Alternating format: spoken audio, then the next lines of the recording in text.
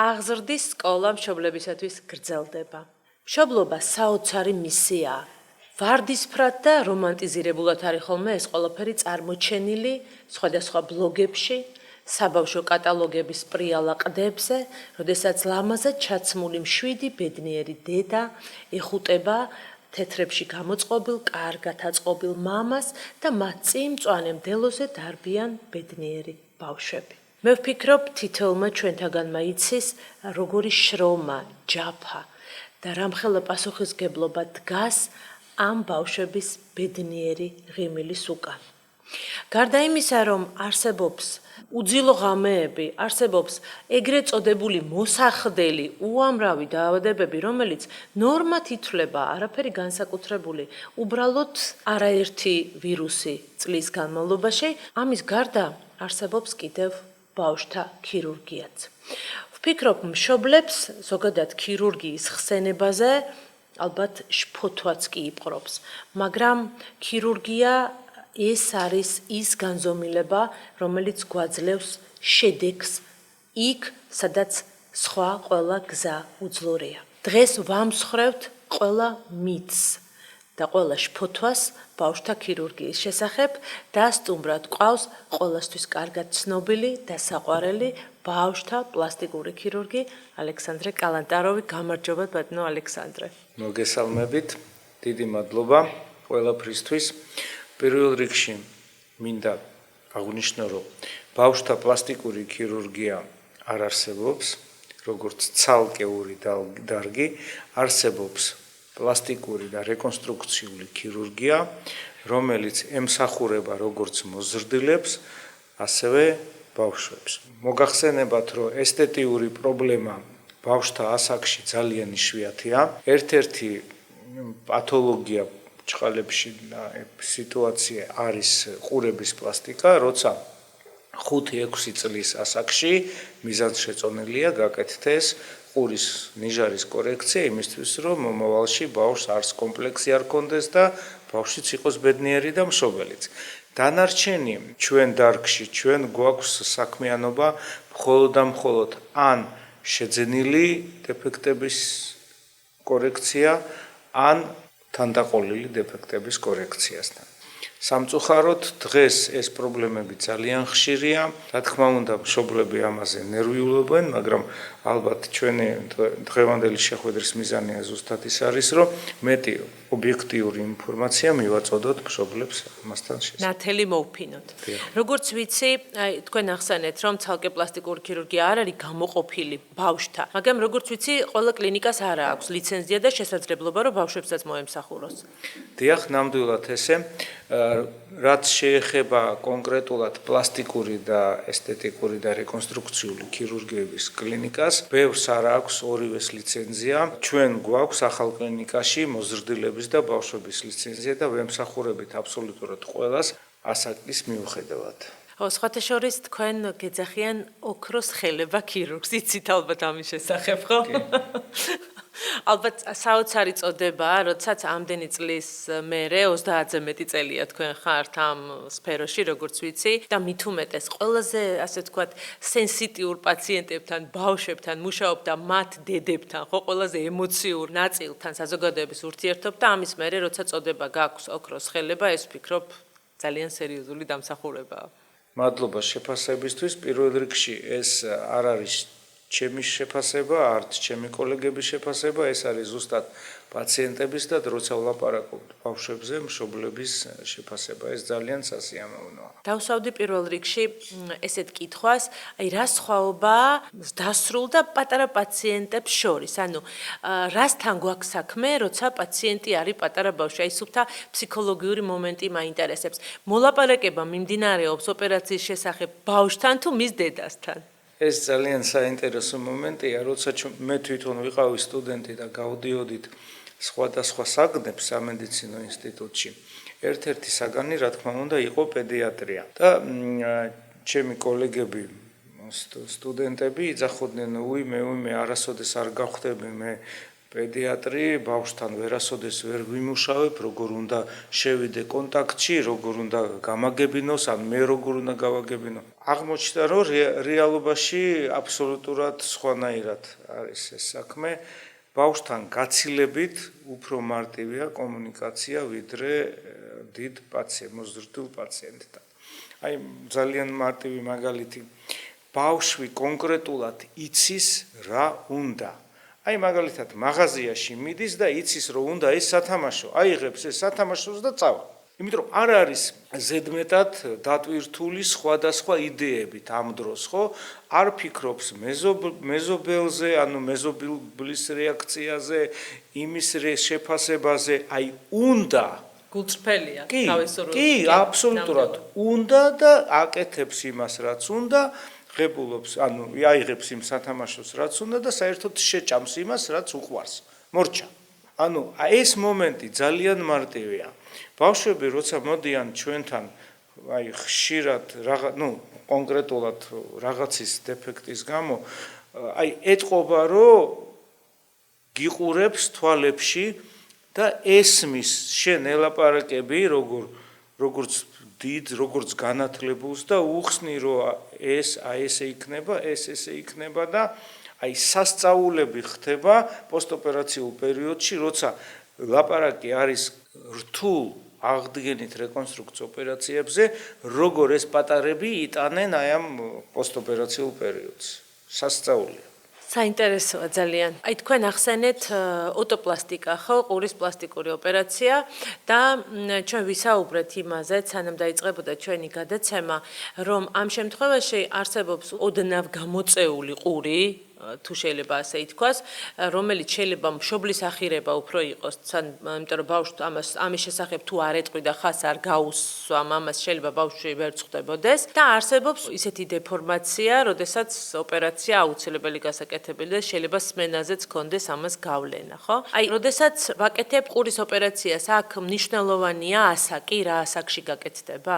ასაკი მნიშვნელოვანია იმ შემთხვევაში, თუ ჩვენ ვლაპარაკობთ მხოლოდ და მხოლოდ ესთეტიკურ ნაკლზე, როგორც არის მაგალითად გამოწეული ყური, ან რაღაცა მინიმალური ყურის დეფორმაცია, ამ შემთხვევაში ან თვითონ მშობლებს აქვს ამის სურვილი, ან ბავშვი იმ ასაკშია, როცა გრძნობს, ანუ ეგრეთ წოდებული ბულინგის მსხვერპლია, ან საბავშვო ბაღში, ან სკოლის დამწყებ კლასებში. ეს ძალიან მნიშვნელოვანია და ჩვენი რეკომენდაცია და საერთაშორისო პედიატრების და ექიმების რეკომენდაცია, რომ აი ეგეთი პატარა დეფექტი ესთეტიური ჯობია გაკეთდეს 5 წლამდე, ანუ სანამ ბავშვი დაიწყებს სოციალურ აქტიურ ცხოვრებას, ანუ სკოლამდე. ანუ სკოლაში რო შევა, უკვე ყველაფერი უნდა ქონდეს მოწესრიგებული. რამდენად ხშირია? როდესაც ბავშვი მოყავთ უბრალოდ აი ესთეტიურად ოდნავ გამოწეული ყურის გასასწორებლად. ხშირია, იმიტომ რომ ყველა მშობელს, რა თქმა უნდა, გონია და დარწმუნებულია, რომ საკუთარი ბავშვი ყველაზე ლამაზია, ძალიან აკვირდებიან გარეგნობას დღეს მით უმეტეს და ხშირ შემთხვევაში ტყუილად მოყავთ ჩვენთან კონსულტაციას. აი ეს მინდოდა ხო? ესეც ხდება. ხშირად მოდიან 5, 6, 8 წლის, 10 წლამდე ბავშვები მოყავთ და მეკითხებიან, აი არ მომწონს ამის ცხვირი და როდის უნდა მოვიდეთ თქვენთან, რომ გავუკეთოთ ოპერაცია. საინტერესო. მშობელი, რა თქმა უნდა. ეს მშობლის იდეა, ყველა რა თქმა უნდა საკუთარ გარეგნობას არ აქცევს ყურადღებას მშობელი და მარტო ბავშვს უყურებს და გენეტიკა ავიწყდებათ ვისი ცხვირი უნდა იყოს. მე მინდა შემოგთავაზოთ ესეთი მშობლები ჩვენთან გამოაგზავნოთ, კოლაბორაცია გავაკეთოთ. აუცილებელია. ეგეთ მშობლებს რა თქმა უნდა ვაწყნარებთ. ვეუბნებით, რომ რა თქმა უნდა არაფერი არ არის გასაკეთებელი და მომავალში პირველ რიგში თქვენ კი არა ბავშვი რო გაიზრდება თვითონ უნდა მიიღოს გადაწყვეტილება. აი 5-6 წლის ასაკის ბავშვები რომ აი ყურების თემაზე რომ მოდიან, სხვათა შორის ბევრს თვითონ უნდა. აი ბევრი თვითონ მეუბნება, რომ კიო მინდა ეს ყური არ მომწონს. ეს ხშირია. და რა თქმა უნდა აუცილებლად ოპერაცია უნდა გაკეთდეს იმ შემთხვევაში თუ ლაპარაკობთ ჩვენ ან შეძენილ ან თანდაყოლილ რაღაც დეფექტებზე რომელიც ძალიან ხშირია სამწუხაროდ. აი თქვენ ახსენეთ ესეთი ფრაზა რომ ამ ბოლო დროს ძალიან ხშირიაო და ანუ გახშირდა ვიდრე ადრე? თუ უფრო მეტი ყურადღება ექცევა ახლა და იმიტომ ვხედავთ. არასოდეს რეალური სტატისტიკა ჩვენ ქვეყანაში ჩემი ბავშვობის პერიოდი იყო საბჭოთა კავშირში. აი იქედან არასოდეს არ იყო ადეკვატური სტატისტიკა, აი ელემენტარულად ტუჩის ნაპრალების ან სასის ნაპრალების. ყველა სტატისტიკა იყო პირობითი, ანუ რეგიონალური სტატისტიკა საერთოდ არ არსებობდა. მე რომ სტუდენტობის პერიოდში ვცადე და მივედი პედიატრიის ინსტიტუტში და ვთხოვე რომ არსებობს თუ არა ესე და ყველა მიყურებდა რომ შვილო შენ წადი საქმის მიხედე. დღეს უფრო მეტი ინფორმაცია არსებობს მშობლებში, პლუს კიდე არსებობს ორსულობის დროს სათანადო დიაგნოსტიკა, ანუ ელემენტარული თანამედროვე ორსულობის დროს ეხოსკოპიის შედეგად შეიძლება დადგინდეს ბავშვის, ანუ ნაყოფის გარეგანი ეფექტის არსებობა. კი, ამაში შედის მაგალითად მტევნის დეფორმაცია, ტერფების დეფორმაცია, სხვადასხვა თანდაყოლილი გენეტიკური პრობლემები, როგორც დაუნის სინდრომი მაგალითად, ამის სიმპტომატიკა ჩანს ყველაფერი ეხოსკოპიის დროს და მათ შორის ძალიან მარტივად და აშკარად ჩანს ეგრეთ წოდებული ტუჩის ნაპრალი და სასის ნაპრალი. ამათი დიაგნოსტიკა შეიძლება და ეს მშობელი უკვე წინასწარ გაფრთხილებულია, იცის რომ ეგეთი ბავშვი დაებადება, არ უნდა იყოს წესით პანიკაში, არაფერი არ ხდება და ძალიან მშვიდად პირველი თვის პერიოდში, ანუ მშობიარობის და მერე შემდეგ უნდა მოვიდეს ექიმთან და გაიაროს კონსულტაცია და იცის რომ რომელ ასაკში, რომელ პერიოდში რა ოპერაცია დაჭირდება და მშვიდად უნდა იყოს მშობელი. როგორი მნიშვნელოვანია რომ მით უმეტეს აი ცხვირტუჩის ნაპრალი ახსენეთ თქვენ ხო, რომელსაც ასე ჟარგონულად მარტივ ენაზე ეძახიან ხოლმე კურდღლის ტუჩს და მგლის ხახას, ხო? და აი როგორი მნიშვნელოვანია რომ ამ დროს მშობელმა გაიაზროს რომ ეს არის მისია და რომ ის არის თავად არის ამ ბავშვის ერთადერთი საყრდენი, იმიტომ რომ როგორც ვიცი, რთულ შემთხვევებში ბავშვებს საუბარიც არ შეუძლიათ და ყლაპვაც კი შეიძლება უჭირდეთ, ხო?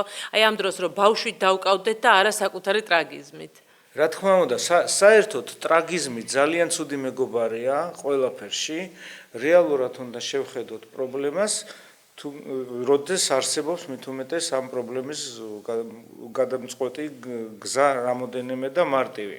ოპერაცია გარდაუვალია, ოპერაცია გვაძლევს იმის საშუალებას, რომ ბავშვი გაიზარდოს აბსოლუტურად ჯამთელი, აბსოლუტურად ნორმალური და არავის არ აგონოს, რომ ეს რაღაცა ნაკლია, ან მომავალში რაღაცას ცხოვრებაში ხელს შეუსლის. ერთადერთი რაღაც არასასიამოვნო მომენტი ეს არის მეტყველება, რა თქმა უნდა, აი მეტყველების აღსადგენად ჭირდება ბევრი შრომა, ბევრი ვარჯიში, ბევრი დრო, მაგრამ საბოლოო ჯამში ისინი ჩუულებრივი ადამიანები არიან. განმეორებადია ეს ოპერაციები? რამოდენიმე ჭირდება თუ სიტუაციას გააჩნია? სიტუაციას გააჩნია, არსებობს სტანდარტული მიდგომა, რომ პირველი ოპერაცია რაც კეთდება მაგალითად ან 3 თვის ასაკში, ან 1 წლის ასაკში, ეს არის აღდგენითი ოპერაცია, ეს არ არის ესთეტიური.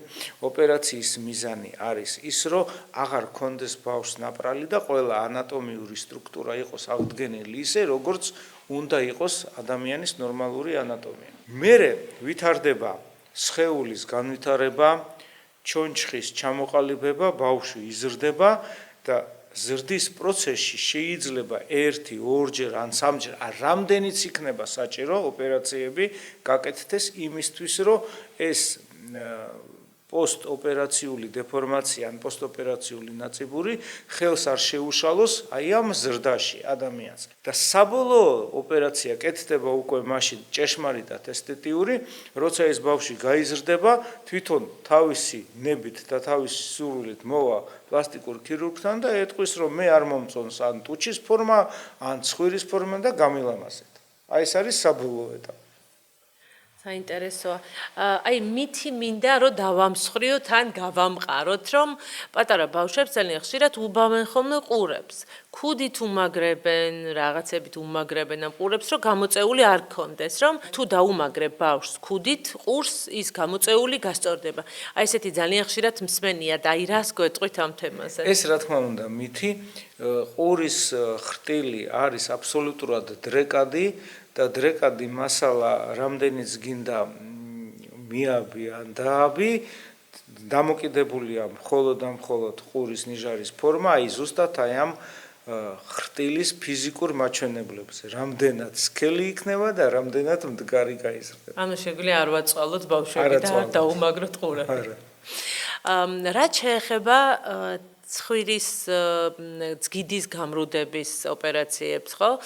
არის ხანდახან სიტუაციები, როდესაც სუნთქვის გამოკეთდება ეს, იმიტომ რომ სუნთქვა არის გაძნელებული. აი ამ დროს თუ კი ბავშვი არ არის სრულწლოვანი, შეიძლება თუ არა თან პლასტიკაც გაკეთდეს.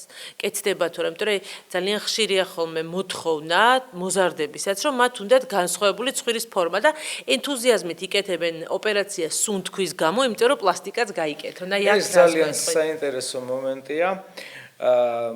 მითი ნაწილობრივად არის, იმიტომ რომ ადრე ითვლებოდა, რომ ვაი, ცხვირის ოპერაცია 18-20 წლამდე არ უნდა გაკეთდეს. აქ ლაპარაკი არის მხოლოდ ესთეტიკაზე. ანუ ესთეტიური ცვლილება ცხვირის, რა თქმა უნდა, როცა ჩვენ ვლაპარაკობთ 5 წლის, 8 წლის, 10 ან 12 წლის ბავშვზე, ეს ნონსენსია, ხო? მე ჯერ არ მინახია არც ერთი 12 წლის ან 8 წლის ბავშვი, რომელიც მოვა ჩვენთან, ან მშობელი მოიყვანს, ანუ აი ამ შემთხვევების არ ვლაპარაკობთ, როცა მოდის და მეუბნება, რომ მე არ მომწონს ცხვირის ფორმა. ეს ნონსენსია. ერთადერთი ცხვირის ოპერაცია კი არა, სუნთქვის აღდგენის ოპერაცია, ანუ ძგიდეზე ჩარევა, უნდა გაკეთდეს აუცილებლად ნებისმიერ ასაკში, თუ ბავშვს უჭირს სუნთქვა ცხვირით. ეს კანონია. უჭირს სუნთქვა, მიიყვანეთ ექიმთან. არ უჭირს სუნთქვა, სანამ თვითონ არ გაიზრდება და არ ჩამოყალიბდება და არ გვეტყვის, რომ მე ცხვირის ფორმა არ მომწონს, თვითონ ოღონდ. არა მშობელს, არა ბებიას, არა ბაბუას, მაშინ კი ბატონო. ოფიციალურად საერთაშორისო ნორმატივებით 15 წლის მერე მისაღებია ცხვირის ფორმის კორექცია. უკვე შეიძლება. კი, დღეს ისეთი აქსელერაცია არის მსოფლიოში, რომ 15 წლიდან ცხვირის ფორმის კორექცია შესაძლებელია, თუ ყველა არის თანახმა, ანუ ბავშვი და მშობელი. ნახეთ, საინტერესო ახლა მიღებულია ფილერით ცხვირის, ასე ვთქვათ, წვეტის აწევა. ესეთი მოდაშია ძალიან და სხვა შორის მოზარდები ძალიან ითხოვენ ამას. აი, რასთან გვაქვს საქმე? ეს შეუშლის შემდგომ რომ დაჭირდეს ოპერაციის გაკეთება, რაიმეს შეიძლება უშლიდეს ხელს, ან შეიძლება მაგალითად ფილერით გასწორებულმა ცხვირმა ჩაანაცვლოს პლასტიკური ოპერაცია? პლასტიკურ ოპერაციას და საერთოდ ქირურგიას ჩვენ დარგში, ესთეტიკაში ალტერნატივა არ აქვს. არც ერთი ფილერი, არც ერთი მინიინვაზიური კოსმეტიკური პროცედურა არ ცვლის ოპერაციას.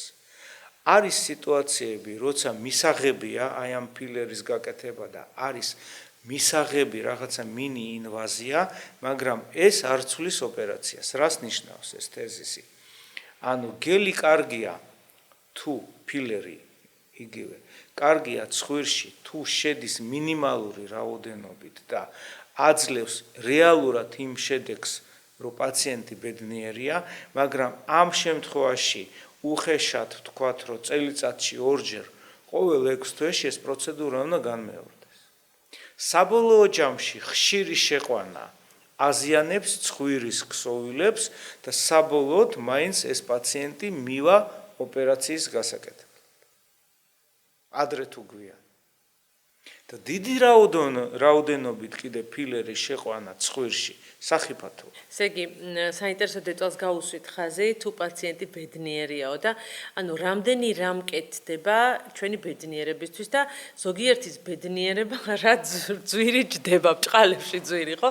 რამდენი რამ გჭირდება ჩვენ იმისთვის, რომ ვიყოთ ბედნიერები და ხანდახან შეიძლება საერთოდ არც შეიმჩნეოდეს რაიმე დეფექტი, მაგრამ პაციენტს ჰქონდეს ახირება, რომ რაღაცა დეტალი არ მოწონს. აი, მე მაინტერესებს, როგორ მუშაობთ ესეთ ადამიანებთან, ყოველთვის მიყვებით თუ არა პაციენტის ნებას, როდესაც ვსაუბრობთ, აი, მაგალითად მოზარდს, როდესაც უნდა რაღაცა ფორმის ცვლილება, თუ მაინც რაღაცა გონივრულ ჩარჩოებში სვავთ მას.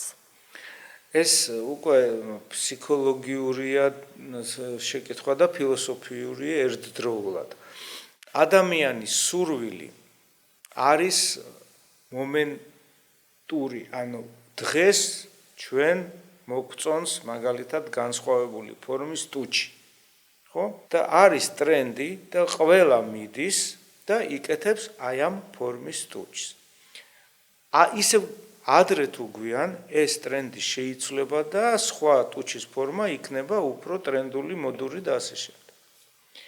ეს არის სურვილი. აი ადამიანს დღეს უნდა დიდი ძუძუ სიტყვაზე, ლამაზი ცხვირი და აწეული წარბი. თუ ამისთვის არსებობს საშუალება, ანუ არსებობს ტექნოლოგია, არსებობს სურვილი და პლუს კიდე ფინანსურად პაციენტი მზად არის, უნდა გაიკეთოს. თუ სურვილი არის ადეკვატური. აი აქ ირთვება ფილოსოფია, ექიმი და პაციენტი. პაციენტი როცა მოდის ჩემთან და მე სადღაც გულში ვგრძნობ, რომ ეს არაადეკვატური სურვილი, ეხლა პირდაპირ კი არ ვეუბნები, მაგრამ ვაძლევ მაქსიმალურ ინფორმაციას და ვაძლევ კიდე დროს, რომ დაბრუნდეს სახლში, გაიზიაროს ეს თავისით ეს ინფორმაცია, რაც მე ვთხარი, რაც მიიღო, ადეკვატური, ობიექტიური, სამედიცინო და არა, ვთქვათ, მეზობლის რჩევას. და მერე თუ აღექნება სურვილი, მოვიდეს და გაიკეთოს. რომ მე არა მაქვს უფლება, რომ უთხრა, რომ იცი რა, მე ამას არ გაგიკეთებ, იმიტომ რომ მე ვთვლი, რომ ეს არასწორია, ხო? ეს თუ ჯდება ვიღაცის ლოგიკაში და არის ამის სურვილი, უკვე შეიძლება რომ გაკეთდეს. ჩვენ არ ვლაპარაკობთ რაღაც არაადეკვატურ და არაბუნებრივ სურვილებზე, ხო? ლაპარაკი არის ელემენტარულად რაღაცა სურვილზე. იმას ეს უნდა. ზოგს ხინკალი მოსწონს და ზოგს ქაბაბი, მაგრამ ჩვენ ხო არ ვერევით ამ სურვილებში. ხო, მაგრამ ხინკალი და ქაბაბი მარტივად შესაძენია და ძალიან ადამიანები ძალიან სერიოზულ გადაწყვეტილებებს იღებენ. კი, მსოფლიოში დღეს მიღებულია, თქვენ ალბათ ნანახი გაქვთ, ანუ იბეჭდება სოციქსელებში, ინტერნეტში პლასტიკური ქირურგიის საოცარი შედეგები. ხანდახან ჩვენ ვხედავთ მართლა საოცრებას, კარგი გაგებით და ხშირად აი ესეთი დრამატულ შედეგებს, მაგრამ ეს არის პაციენტის სურვილი. კი, სხვათა შორის ფსიქოლოგიაში ძალიან ხშირია კვლევები, რომლებიც ადასტურებს იმას, რომ როცა ადამიანი იცვლის მაგალითად ცხვირის ფორმას, რომელიც ძალიან აწუხებს, იცვლება მისი ხასიათი და ზოგადად მისი ცხოვრება და ლამის ბედიღბალი იცვლება, იმიტომ რომ ის აკეთებს საკუთარი თავის მიიღებას, იმიტომ რომ არის რაღაცა დეფექტი, რომელსაც ვერაფრით ვერ იღებს ადამიანი. ეს აბსოლუტური რეალობაა და ამაში ცუდი და განსხვავებული არაფერი არ არის. ადამიანი თავისი გარსით, ხო, ცალკე არ არსებობს. ანუ არსებობს სული და არსებობს ფიზიკური სხეული. ორივე უნდა იყოს სიმბიოზში. ამის გარეშე ადამიანი ბედნიერი ვერ იქნება. ხო, სხვაჩერს მე მახსენდება ერთი ჩემი ახლობელი, რომელმაც ფაქტობრივად მკერდი არ ქონდა. და როდესაც გაიკეთა მკერდის პლასტიკური ოპერაცია, რომელიც ძალიან დიდხანს ფიქრობდა გაეკეთებინა თუ არა, თქვა, რომ არათუ ჩემი ცხოვრების ხარისხი შეიცვალა, მე მგონიაო, რომ დედაც უკეთესი გავხდიო. იმიტომ რომ იმდენად სერიოზული კომპლექსი ქონდა მას, რომ მისი სხეული არ იყო სრულფასოვანი და არ იყო შესაფერისი მისი სქესისთვის, რომ ეს იმდენად აწუხებდა, რომ აბსოლუტურად ყველაზე და ყველაფერზე ისახებოდა, მათ შორის შვილთან ურთიერთობაზეც. იბოხმება ადამიანი, როცა სარკეში იყურება და ყოველ დღე რაღაცას უყურებს თავის სხეულს და რაღაცა არ მოსწონს. ეს მერე ხასიათში გადადის. კი, ნუ ზოგ შემთხვევაში მართალი ხართ თქვენ, ფსიქოლოგის მუშაობა არის საჭირო, იმიტომ რომ ხანდახან მიუღებლობა შეიძლება ძალიან შორს წავიდეს, მაგრამ არის შემთხვევები, როდესაც ჯობია პლასტიკურ ქირურგიას მიმართოთ.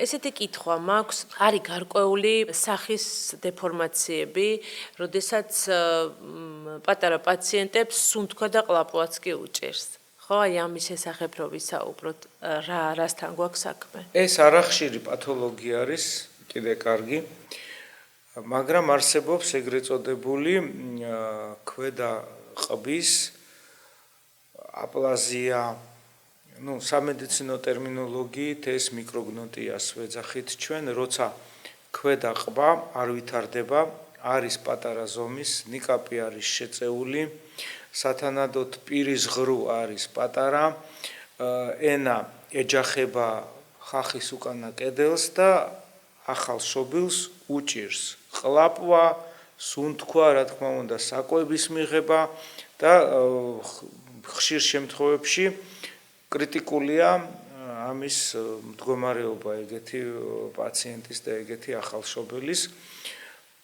ადრე წვალობდნენ ეგეთი მშობლებიც და პაციენტებიც, იმიტომ რომ ერთ-ერთი გამოსავალი იყო ეგრეთ წოდებული ტრახეოსტომია, დროებითი რა თქმა უნდა, ან ზონდით კვება, ან იგივე გასტროსტომით, ანუ ნახურეთი კეთდებოდა. ეს ამ დროს მე შემდგომ იწევდა, ხო, ალბათ? ხო, ეს იყო დროებითი, ან სანამ პაციენტი გაიზრდებოდა ოდნავ და ოდნავ გაიზრდებოდა ქვედა ყბა, მერე ნელ-ნელა უბრუნდებოდნენ ჩვეულებრივ სუნთქვას და ჩვეულებრივ კვებას, მაგრამ თავიდან აი როგორ გადავარჩინოთ და სხვა გზა არ იყო და ყენებოდა ეს ტრახეოსტომა და გასტროსტომა ზუსტად სუნთქვისთვის და კვებისთვის. ან ზონდით კვება, რაც ძალიან რთულია სოციალურ ასპექტში და მშობლისთვის და თვითონ ბავშვისთვის. თანამედროვე მეთოდები გვაძლევენ იმის საშუალებას, რომ ეგრევე, ანუ ახალშობილებს პირდაპირ გავუკეთოთ ქვედა ყბის დისტრაქციული მეთოდი არსებობს, რომელიც ზრდის ქვედა ყბის ზომებს ადიდებს ხახას და აძლევს საშუალებას, რომ აი ეს ვთქვათ კრიტიკული პერიოდი კი გაგრძელდეს 1-2 წელი და რამოდენიმე თვეში გაიზარდოს ეს ყბა და დაუბრუნდეს ნორმალურ სიცოცხლეს პირობებს ეს ადამიანი. და ეს რამდენიმე ოპერაცია ჭირდება განმეორებადი თუ ერთი ოპერაცია არის? აი კრიტიკულ ასაკში ჭირდება პირველი ოპერაცია, რომლის საშუალებით ადამიანი გადალახავს აი ამ პრობლემებს დაბადებისას და მომავალში ზრდაში საშუალოდ 25 წლამდე შეიძლება დაჭირდეს კიდე რამოდენიმე ოპერაცია, რომ სახის ოვალი მივიყვანოთ საბოლოო მდგომარეობამდე, თან კბილვა იყოს სწორი, ადეკვატური და ესთეტიური შედეგი. ალბათ რამხელა ეს არის მადლი, როცა თქვენ ნაშრომს უყურებთ, ხო? იმიტომ რომ ეს ფაქტობრივად არის სოციალურ სამყაროში ბავშვი დააბრუნო. იმიტომ რომ გარდა სუნთქვის და ყლაპის პრობლემებისა, საბოლოო ჯამში მივიღოთ ადეკვატური სახის ოვალი ალბათ ძალიან რთულია და ძალიან დიდი სიამაყე გიპყრობთ ალბათ, როცა უყურებთ ასეთ პაციენტებს. ძალიან რთულია. მე მყავდა ერთი პაციენტი ესეთი, რომელიც აი ბავშვობიდან ბოლომდე მივიყვანეთ და ამაში მარტო ჩვენი შრომა კი არ იყო ჩადებული, მე მახსოვს ამ ბავშვის მამა. აი მამამ ყველაფერი გააკეთა, აბსოლუტურად ბავშვობიდან მოუვარა ამ გოგოს, ჩემთან იყო ალბათ მილიონჯერ არ ყვევდა, ხო იცით ჩვენი ხალხის ამბავი სად წავიდე, მაშინ არც წასასვლელი არ იყო და საერთოდ ეს სიახლე იყო ეს გოგონა ახლა თითქმის 40 წლის არის უკვე და აი მამამ გააკეთა ყველაფერი და დღეს ეს მამაც ბედნიერია და ეს გოგონაც გაიზარდა ბედნიერია და მე მგონი გათხოვდა კიდევაც მშვენივრად და გააჩინა თავისი შვილები. რა კარგია ჰეპი ენდები მით უმეტეს ამ შემთხვევაში აი მშობლებს აქვს ძალიან დიდი მნიშვნელობა და ყველაფერი უნდა გააკეთონ იმისთვის, რომ ბავშვი იყოს ბედნიერი. ერთი კითხვა მაქვს კიდევ ასეთი, ხშირად მშობლებს აქვთ ხოლმე დანაშაული შეგრძნება, როცა ბავშვი რაღაცა ვიზუალური დეფექტით იბადება, რამე ხომ არ დააკლეს საკუთარ თავს ორსულობაში, ან რამის ბრალი ხომ არ არის, ან ხომ არ შეეძლოთ რაღაცნაირად გამოერიცხათ გენეტიკური ფაქტორი. აი მე მინდა რომ ეს მითიც დავამსხვრიოთ. ეს მითი რა თქმა უნდა ძალიან რთულია, იმიტომ რომ რაღაცა რეალობა დევს ამ მითში, რეალობა არის ის ჩვენი გენეტიკა. მაგრამ სამწუხაროდ ჩვენ არ ვიცით ჩვენი გენეტიკის შესახებ პრაქტიკულად არაფერი. მე ყოველთვის ვეუბნები პაციენტებს, რომ სამწუხაროდ არ არსებობს დღეს სრულფასოვანი გენეტიკის ანალიზი, რომ ყველაფერი გვითხრას. ან რა გველის ჩვენ, ან რა გველის ჩვენ შვილებს ჯანმრთელობის თვალსაზრისით. იყო ეგეთი მცდელობები, რომ სანამ მოხდება ქორწინება, განვითარებულ ქვეყნებში კეთდებოდა ვთქვათ მამაკაცის და ქალბატონის გენეტიკური ანალიზი, იყო მერე კომპიუტერით ამის შეფასება და იწერებოდა პროცენტულად რისკები სავარაუდო აი ბავშვების დეფექტებზე. ჩვენთან არის ამ ანალიზის გაკეთება შესაძლებელი? არა, ჩვენთან ეგეთი ანალიზი არ კეთდება და ის სადაც კეთდებოდა ეს ანალიზი, ბოლოს ყოველთვის ეწერა, რომ მაინც ბოლომდე არ ენდოთ ამ ციფრებს, იმიტომ რომ სანდო არაფერი არ არის. ამ შემთხვევაში ეს მექანიზმი ანომალიების, გინდ თანდაყოლილი ანომალიების, გინდ გენეტიკური დაავადებების ძალიან რთულია. არ არის არც 100%-იანი გარანტია, რომ ყველა იქნება ჯანმრთელი და სათანადოდ არანაირი გარანტია, რომ კონკრეტულად ეს ბავშვი იქნება რაღაც დაბადებული ანომალიით. ამიტომ აი ესეთი ნერვიულობა და ზედმეტი პასუხისმგებლობის აღება ჯობია იმაში გამოიხატოს, რომ პოსტფაქტუმ თუ დაიბადა, იყოს ბავშვი მიხედული მაქსიმალურად. კი, არის გარდაუვალი სიტუაციები, რომელიც უბრალოდ უნდა მივიღოთ და ამასთან ერთად უნდა ვიცხოვროთ. ნებისმიერი სიტუაცია უნდა მივიღოთ ისეთი, როგორც არის. და ჩვენი ენერგია დავხარჯოთ ამ გამოსწორებაში და არა ტირილში და ნერვიულობაში. ოტოპლასტიკას დავუბრუნდები, ყურის ფორმის შეცვლას და მაინტერესებს, როდესაც კეთდება, აი თქვენ თქვით, რომ მართებულია გაკეთეს ოპერაცია სწავლის დაწყებამდე, ხო? 5-6 წლის სანამ არის ბავშვი, რომ შემდეგ არ იყოს გარკვეული ბულინგის მსხვერპლი. აი ამ შემთხვევაში, რამდენი ხანი გრძელდება რეაბილიტაცია, უშლის თუ არა ხელს აქტივობაში ბავშვს და ეს პოსტოპერაციული პერიოდი? პოსტოპერაციული პერიოდი ძალიან მარტივია, ბავშვისთვის მით უმეტეს, იმიტომ რომ უნდა გაიკეთოს სპეციალური ესთეტიური აბადოკი ან ქუდი დაიხუროს და ამ ზამთარში თუ კეთდება ქუდით იაროს და ზაფხულში სპორტული აბადოკით მაქსიმუმ 1 თვე ან თვე ნახევრის განმავლობაში. ამით მთავრდება ეს რეაბილიტაცია. მთავარია რომ აი ამ პირველი 2 თვის განმავლობაში შემთხვევით არ მიიღოს რამე ტრავმა ახალ გაკეთებულ ყურზე. მეტი არაფერი. და ამას განმეორებით ზრდასთან ერთად ყურის ნიჟარას შეცვლა არ ჭირდება. არ ჭირდება. ანუ ყველაზე მარტივი ოპერაცია, ასე ვთქვათ, მაინც ეს არის, ხო? დიახ, ნამდვილად ეგრე. ძალიან საინტერესოა.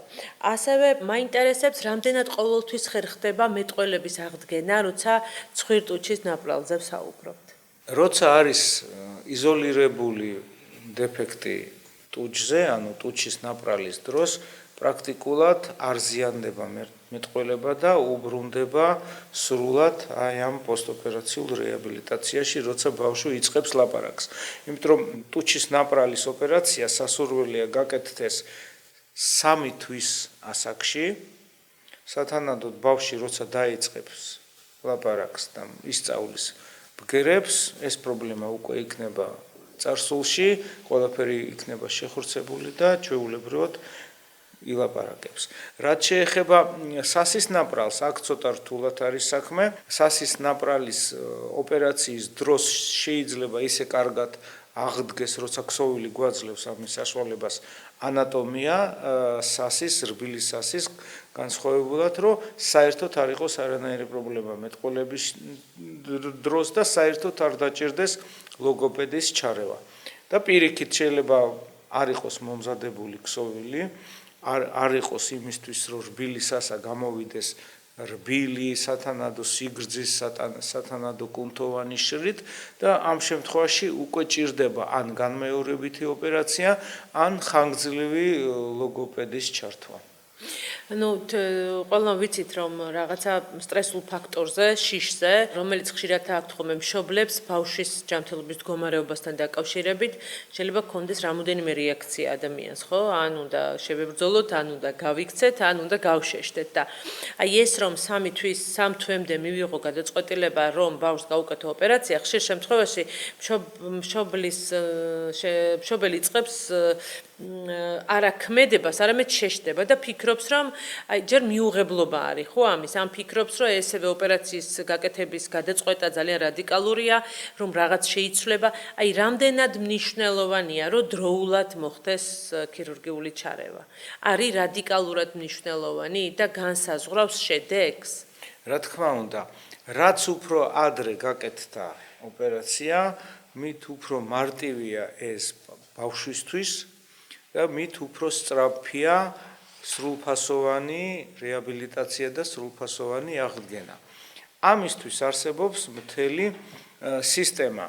როგორც ჩვენ აღვნიშნეთ, ეს არის ორსულობის დროს მონიტორინგი, ელემენტარული ეხოსკოპია, რომელიც აუცილებლად კეთდება ორსულობის დროს.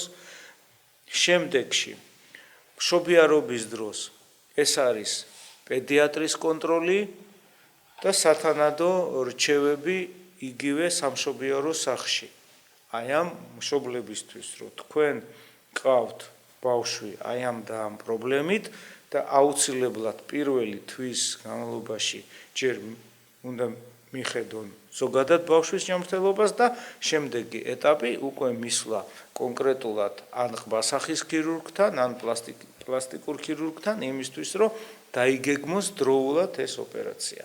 თუ ბავშვი არის ზოგადად ჯანმრთელი და სხვა პრობლემა არ აქვს, მაქსიმუმ 3 თვემდე უნდა გაკეთდეს ტუჩის ნაპრალის კორექცია. ალბათ ეს ფსიქოლოგიური მომზადება და მშობლებთან ურთიერთობა ყველაზე რთული მომენტია, ხო?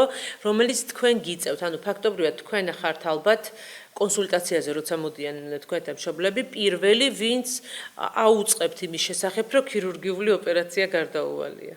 ჩვენ გვაქვს ესეთი გამოცდილება და ძალიან ამართლებს ესეთი პოზიცია, რომ ელემენტარულად ეხოსკოპიის დროს, რომელიც კეთდება ორსულობის პერიოდში, ეხოსკოპისტი, ანუ ის სპეციალისტი, რომელიც პირველმა აღმოაჩინა ეს პრობლემა, ეუბნება მშობლებს, ან პატრონს, ვინც არის, რომ აი სანამ იმშობიარებთ, მიბრძანდით და გაიარეთ ეს კონსულტაცია სპეციალისტთან. ეს არის ყველაზე კარგი პირობა. იმისთვის, რომ ეგრევე წყნარდებიან მშობლები, იმიტომ რომ ჩვენ ვაჩვენებთ სურათებს სხვა ბავშვების, რა თქმა უნდა, როგორი დაიბადა, როგორ გაკეთდა ოპერაცია, როგორ გაიზარდა, რა გამოვიდა საბოლოო ჯამში, ოჯახი მშვიდდება და როცა ოჯახი ფსიქოლოგიურად მშვიდად არის, უკვე აი ეს მშობიარობის თემა და რომ ბავშვი დაინახავს პირველად ნაპრალიანს უკვე აღარ არის ეს შოკირებული ინფორმაცია იმათვის მზად არიან და ეგრევე მოდიან ჩვენთან, აი დაიბადა ჩვენი პატარა და როდის მოვიდეთ ოპერაციაზე. აი ამით დაბრდება ეს ნერვიულობა. რა მნიშვნელოვანია ხა სერიოზული დაგეგმილი ნაბიჯებია თუ მე შემიძლია დავინახო ვიზუალური შედეგი, ეს უკვე იძლევა სიმშვიდეს, ხო? და თქვენთან როგორც ვიცი, თქვენ შეიცვალეთ მისამართი, ხო? ახალ მისამართი ხარ? ჩვენ შევიცვალეთ მისამართი, გადავედით ახალ კლინიკაში, რომლის სახელი არის კალანტაროვის კლინიკა და მისამართი იგივე დიღომში დავრჩით გივი ჟვანიას 4 ნომერში. ძალიან მარტივად იგუგლება როგორც კალანტაროვის კლინიკა. ვისაც ჭირდება, შეუძლია მოვიდეს თქვენთან და დარწმუნდეს, რომ ნამდვილად არსებობს საშველი და მიიღოს ის მომსახურება, რომელსაც თქვენ უწევთ პაციენტებს. ერთი საინტერესო კითხვა მინდა კიდევ დავსვა, რადგან ჩვენი პოდკასტი არის მშობლებისათვის და ძალიან ხშირია ხოლმე, როცა მშობლები ურჩევენ პროფესიას თავიანთ შვილებს. და ყოველთვის მაინტერესებს წარმატებულ ადამიანებს ვკითხო ხოლმე, როგორ მიიღეს გადაწყვეტილება თავისი პროფესიის არჩევის შესახებ. აი, მაინტერესებს რატო გადაწყვეტეთ, რომ ეს პროფესია აგერჩიათ და რამდენად მონაწილეობდნენ ამაში ოჯახის წევრები. აი, როგორ მივხვდით, რომ ეს თქვენი იყო? პირველ რიგში ოჯახში მე პირველი ექიმი ვარ. რაც ვიცი, რამოდენიმე თაობის, 3 თაობის მაგალითები ვიცი და არც ერთი ექიმი არ ყოფილა. თუმცა მე აღმოვაჩინე, რომ ბებია ჩემი პირველი მსოფლიო ომის დროს ეხმარებოდა დაჭრილებს თავისი ნებით. ანუ სადღაც ქონდა რაღაც გარკვეული გენეტიკური კოდი იყო, მომენტი ისეთი, რომ ადამიანს უნდა დაეხმარო გაჭირვების მომენტში იყო. რაც შეეხება ჩემ გადაწყვეტილებას, ეს გადაწყვეტილება მივიღე მხოლოდ და მხოლოდ როგორც მე ახლა მივხვდი, ჩემი პირადი სურვილების გამო და მეორედ ჩემი განსხვავებული მახასიათებლების გამო. ესე იგი, ბავშვობიდან მე მიყვარს მეცნიერება, მიყვარს სირთულეები ამ მეცნიერებაში, მიყვარს სკრუპულოზობა აი საქმეში, ყოველთვის მიყვარდა ხელით რაღაცას ვაკეთებდი ტექნიკურ ასპექტში უფრო, ვიდრე ხელოვნებაში, იმიტომ რომ ხატვა მე არ ვიცი და ზოგი მეკითხება რომ როგორ ხარ პლასტიკური ქირურგი რო ხატვა არაფერ შუაში არ ყოფილა ხატვა არ მიყვარს დოგმა აი ბავშვობიდან არ მიყვარდა დოგმა თავისუფლება მიყვარს გადაწყვეტილების მიღებაში მიყვარს სხვადასხვა სირთულეებისთან ბრძოლა და რო ვისწავლე ინსტიტუტის 6 წელი მაშინ იყო ჩვენ დროს სწავლა სამედიცინო ინსტიტუტში და მივხვდი რომ პრაქტიკულად ყველა დარგი არის აი რაღაცა დოგმასთან დაკავშირებით გარდა ქირურგიის. იმიტომ რომ ქირურგია არ იყო და არც არასოდეს არ იქნება ზუსტი მეცნიერება. ანუ არაფერი ზუსტი და არაფერი ერთი და იგივე ქირურგიაში არ არსებობს.